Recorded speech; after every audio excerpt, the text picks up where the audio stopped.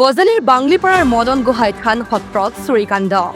মঙলবাৰে নিশা চোৰে লুটি নিলে সত্ৰৰ মূল্যৱান সামগ্ৰী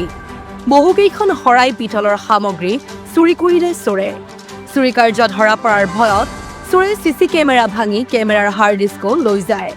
ঘটনাক লৈ অঞ্চলজুৰি সৃষ্টি হৈছে তীব্ৰ চাঞ্চল্য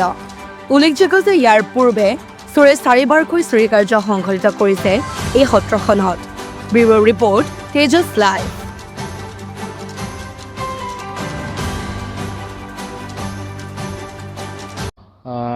শ্ৰী শ্ৰী মদন মোহন গোসাঁই থান সত্ৰ বাংলিপাৰাত যোৱা নিশা চুৰি কাৰ্য সংঘটিত হয় আমাৰ যি ভাঁজঘৰ আছে ভাঁজঘৰৰ পৰা প্ৰায় 200মানৰ অধিক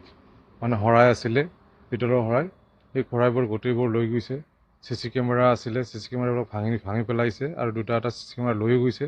লগতে চিচি কেমেৰাৰ যি হাৰ্ড ডিস্ক আছিল হাৰ্ড ডিস্কটো উঠাই মনিটৰ গোটেইবোৰ লৈ গৈছে লগতে আমাৰ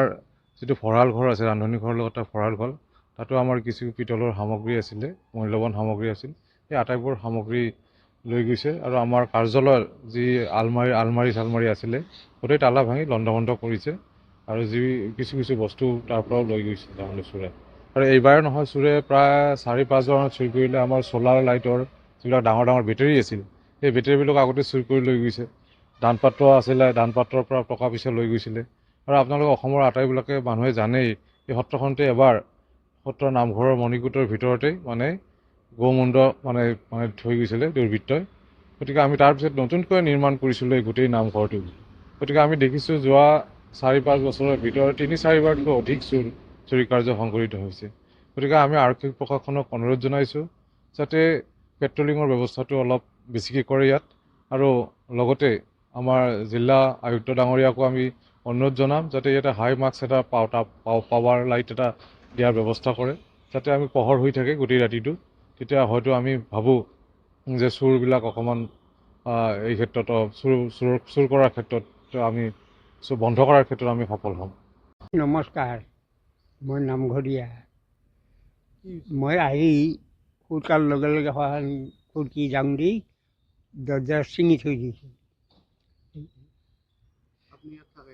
মই ইয়াতে কাম কৰি থাকোঁ। 6টাত যাওঁ, 6টাত গধূলি নাথো আমি যামেই পুৱা উঠোঁ আৰু পুৱা আহি দেখিলোঁ এই খুলি ভাঙি চিঙি পেলাই খাই মই তাহাক খবৰ দিব গ'লোঁ আমাৰ ছেক্ৰেটাৰী প্ৰেছিডেণ্ট শৰাই মেখা গোটেই নিছে শৰাই আছিল তাতে